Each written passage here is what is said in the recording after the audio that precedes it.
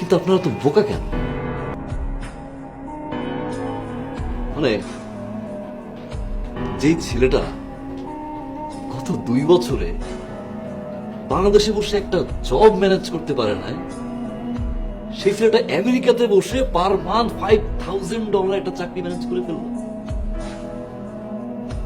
আপনাদের মাথায় কি একটা বারো প্রশ্ন আসেনি এটা কি আসলে রিয়েল নাকি ফেক?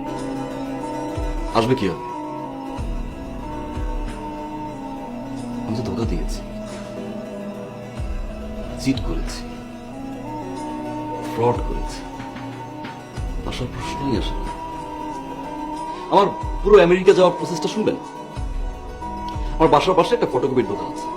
আমার আমেরিকার ভিসা, আমার জয়েনিং লেটার, প্লেন ফেয়ার সবকিছু আমাকে দিয়ে করেছি মাত্র 500 টাকা। মানে আমি বুঝলাম না, 500 টাকা দিয়া মানে? আপনি বুঝলেন না মতিন ভাই, কারণ আপনি কখন বুঝতে চান। এই এই আব্বা, ও কি বলতেছে? আম্মা ও কি বলতেছে বুঝতেছি না তো। এই চুপ!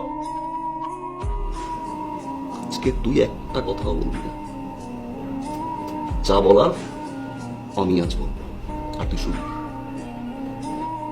তুই আমার আপন ভাই। হ্যাঁ? আজ পর্যন্ত কোনোদিন তোর একটা বাইকের চাবি আমি চাইলে আমার কোন সময় দিছোস?